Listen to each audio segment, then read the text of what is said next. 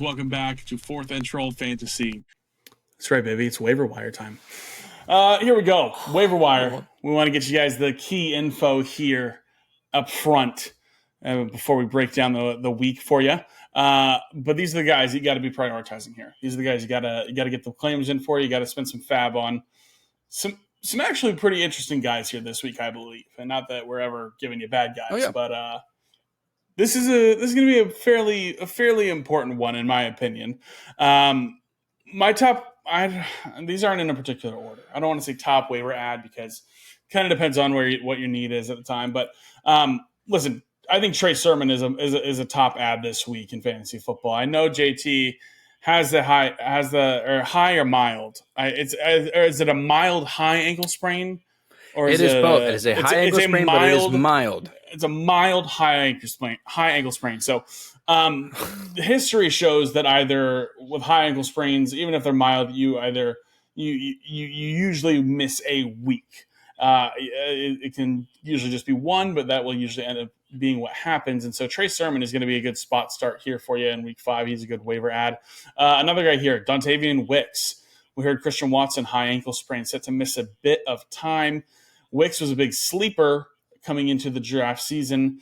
And, 13 targets. How about that? He had like 27 fantasy points. Incredible. 25 fantasy points. Sorry, 2 points off.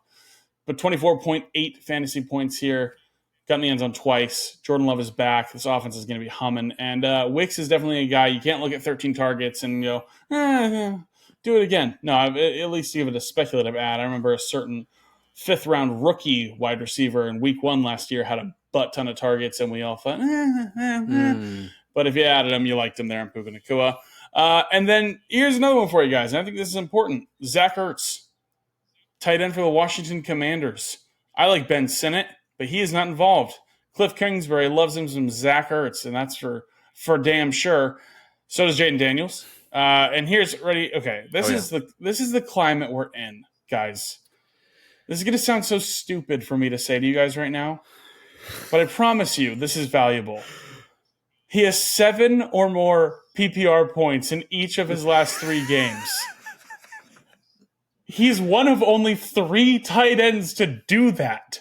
There have only been 3 tight ends for the past 3 weeks who have scored more than 7 fantasy points every single week. Zach Ertz is one of them.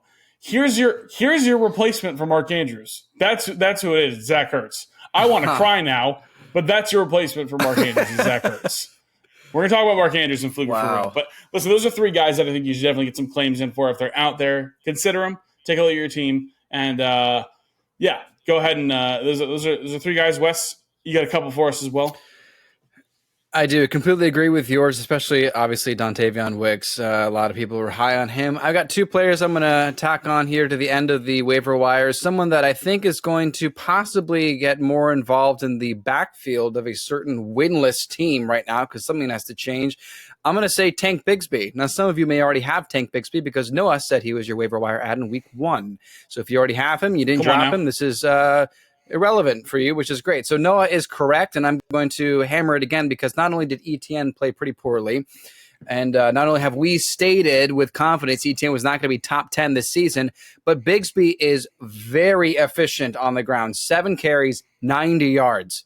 90 yards, 12.6 yards per carry. That is awesome. Meanwhile, ETN, barely half of the percentage. Yes, he had a shoulder injury for a little bit of the period, but he was not getting involved.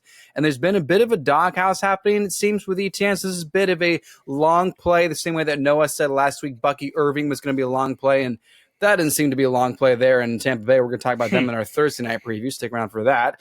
And last one I'm going to mention here, hey, let's stop ignoring Alan Lazard. I think there's something here that is viable. There's something that is legitimate here.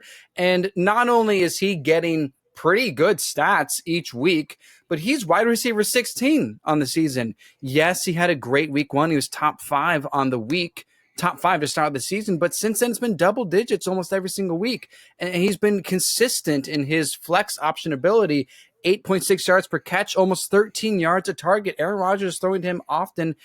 And he's leading the team in yards and touchdowns. And not only just is he doing better than Garrett Wilson, Garrett Wilson's not top 35 again, we're going to talk about him in the Fluke or For Real segment, but I'm going to say let's stop ignoring Alan Lazard.